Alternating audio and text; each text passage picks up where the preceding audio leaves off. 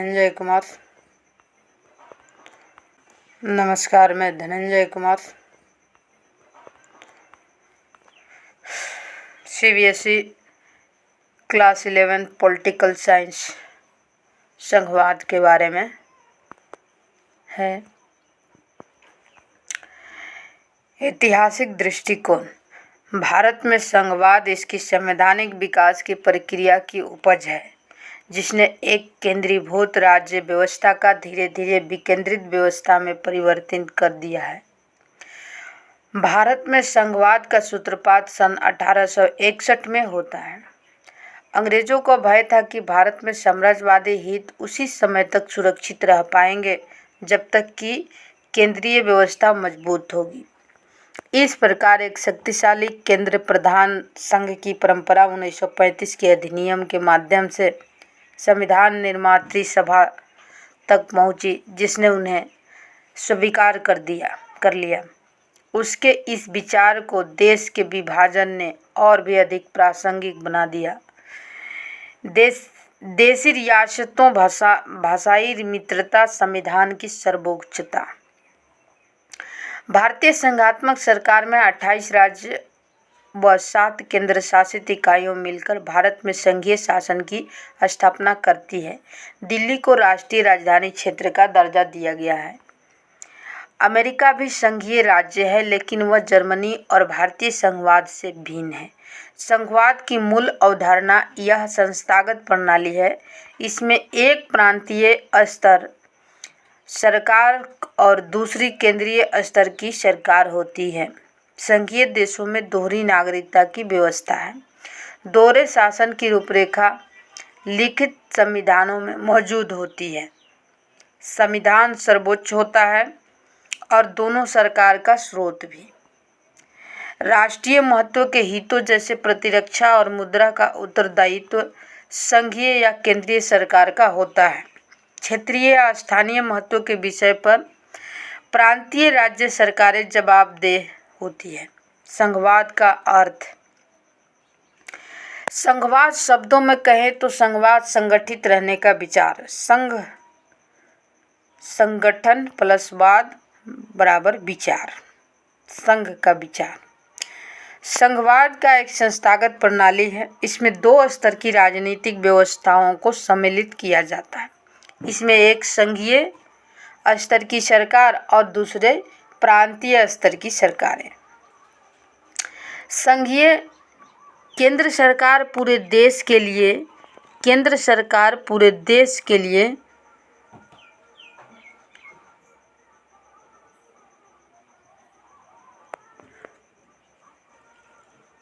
संघीय सरकार पूरे देश के लिए होती है, जिसके जिम्मे राष्ट्रीय महत्व के विषय होते हैं, और राज्य की सरकारें अपने प्रांत विषय के लिए होती है। इसमें जिम्मे राज्य के महत्व के विषय होते हैं। उदाहरण, भारत में संघ सूची के विषयों पर केंद्रीय सरकार कानून बनाती है, तो राज्य सूची के विषय पर राज्य सरकार कानून बनाती है। भारतीय संविधान में संघवाद।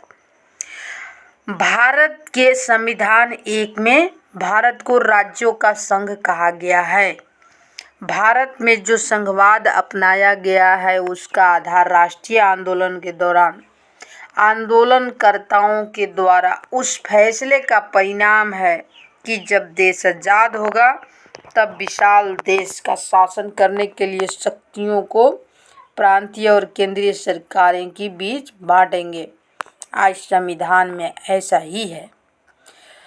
भारतीय संविधान में संघीय व्यवस्था के अनुसार एक संघीय सरकार, 29 राज्य और 7 केंद्र शासित सरकारें अपने अपने प्रांतों में अपने अपने विषयों पर काम करती है।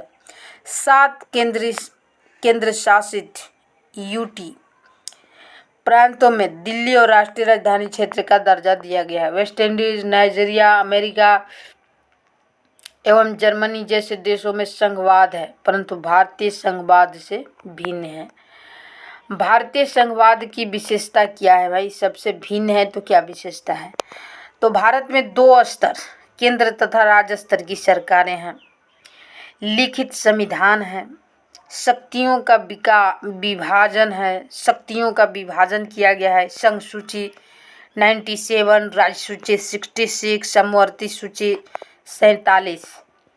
संघ सूची 47, राज्य सूची 66, समवर्ती सूची 47। अवशिष्ट शक्तियों: स्वतंत्र न्यायपालिका है, संविधान की सर्वोच्चता है, शक्ति विभाजन।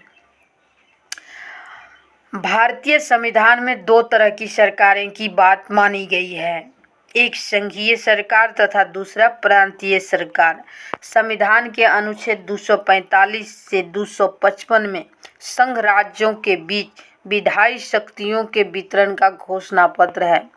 संघीय सरकार के पास राष्ट्रीय महत्व के दो, प्रांतीय सरकार के पास प्रांतीय महत्व के विषय हैं। भारतीय संविधान में संघात्मक लक्षण क्या है? भारतीय संविधान की सर्वोच्चता: भारत में कोई शक्ति संविधान के ऊपर नहीं है। शक्तियों का विभाजन: शक्तियों का विभाजन 3 सूचियों के आधार पर किया गया है, संघ सूची, राज्य सूची और समवर्ती सूची। संघ सूची 97, राज्य सूची 67 तथा समवर्ती सूची 47 विषय हैं। स्वतंत्र सर्वोच्च न्यायालय है, स्वतंत्र सर्वोच्च न्यायालय है। संशोधन प्रणाली: यह संघीय प्रक्रिया के अनुरूप है। 3 स्तर की सरकारें हैं, केंद्र, राज्य एवं स्थानीय। भारतीय संविधान में एकात्मकता के लक्षण: इकहरी नागरिकता है, शक्ति विभाजन के संघीय पक्ष अन्य से अधिक ताकतवर, संघ और राज्यों के लिए एक ही संविधान, केंद्रीय सरकार राज्यों के सीमाओं नाम से परिवर्तन कर सकती है, एकत्रित न्यायपालिका है, आपातकाल में एकात्मक शासन। आय के प्रमुख साधनों पर केंद्र सरकार का नियंत्रण, राज्य अनुदानों और वित्तीय सहायता के लिए केंद्र पर, राज्य अनुदानों और वित्तीय सहायता के लिए केंद्र पर आश्रित योजना आयोग के राज्यों का संसाधन प्रबंध को निगरानी करता है। केंद्र सरकार अपने विशेषाधिकार के आधार पर राज्यों का अनुदान और ऋण देती है। राज्यों में राज्यपाल का नियुक्ति राष्ट्रपति द्वारा किया जाता है। इकहरी प्रशासकीय व्यवस्था: अखिल भारतीय सेवाएं IAS प्रशासकीय व्यवस्था इकहरी है। अखिल भारतीय सेवाएं पूरे देश के लिए है और इनमें चयनित पदाधिकारी राज्यों के प्रशासन में कार्य करते हैं, जैसे जिला कलेक्टर, पुलिस कमिश्नर। इन सभी पर केंद्र सरकार का नियंत्रण होता है। राज्य इनके विरुद्ध अनुशासन कार्रवाई कर सकता है, नहीं हटा सकता है। देश में किसी क्षेत्र में सैनिक शासन लागू हो तो संसद को इस बात का अधिकार होते हैं कि ऐसी स्थिति में केंद्र या राज्य के किसी अधिकारी के द्वारा शांति व्यवस्था बनाए रखने या बहाली पर कानून जायज करार दे सकें। इसी के अंतर सशस्त्र बल ब्रिटिश शक्ति अधिनियम बनाया गया है। संघ में सशक्त केंद्रीय सरकार क्यों? भारतीय संविधान द्वारा एक शक्तिशाली केंद्रीय सरकार की स्थापना करने के कारण निम्न है। भारत एक महाद्वीप की तरह विशाल एवं अनेकानेक विविधताओं और सामाजिक आर्थिक समस्याओं से भरा है। संविधान निर्माता शक्तिशाली केंद्रीय सरकार के माध्यम से उन विविधताओं तथा समस्याओं का निपटारा चाहते थे जो देश की आज़ादी 1947 के समय 5000 से अधिक देशी रियासतें थीं। उन सभी को शक्तिशाली केंद्रीय सरकार के द्वारा ही भारतीय संघ में शामिल किया जा सका। भारतीय संघीय व्यवस्था में तनाव: केंद्र राज्य संबंध, राज्यों के गठन की मांग, वित्तीय अनुदान की मांग, केंद्र द्वारा सामाजिक आर्थिक विकास की नीतियां, स्वायत्तता की मांग का मामला राजनीतिक रूप से सरगर्म हुआ। स्वायत्तता की मांग: समय समय पर अनेक राज्यों और राजनीतिक दलों में राज्यों के केंद्र के मुकाबले स्वायत्तता देने की मांग उठाई, जो निम्न रूपों में: वित्तीय स्वायत्तता, राज्यों के आय से अधिक साधन होने चाहिए तथा संसाधनों का राज्य का नियंत्रण। प्रशासनिक स्वायत्तता, शक्ति विभाजन को राज्यों के पक्ष में बदला जाए, राज्यों को अधिक शक्तियां दी जाए।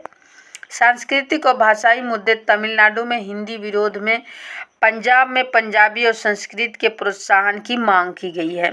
शक्ति विभाजन को राज्यों में पक्ष में बदला जाए। राज्यों के पास आय और स्वतंत्र साधन होने चाहिए। 1977 में पश्चिम बंगाल की वामपंथी सरकार ने केंद्र राज्य संबंधों पर पुनः परिभाषित करने की मांग के लिए दस्तावेज प्रकाशित किया था। राज्य प्रशासनिक तंत्र पर केंद्रीय नियंत्रण से नाराजगी। सांस्कृतिक और भाषाई मुद्दे। तमिलनाडु में हिंदी विशेष, पंजाब में पंजाबी और संस्कृत प्रोत्साहित मांग। हिंदी भाषी क्षेत्रों में अनेक क्षेत्रों का वर्चस्व है। राज्यपाल की भूमिका तथा राष्ट्रपति का शासन। राज्यपाल की नियुक्ति राष्ट्रपति द्वारा की जाती है। योग्यता व भारत का नागरिक हो, उसकी उम्र 35 वर्ष हो। राज्य संसद अथवा किसी राज्य के विधानमंडल के किसी सदन का सदस्य नहीं होना चाहिए तथा किसी लाभ के पद पर आसीन न हो।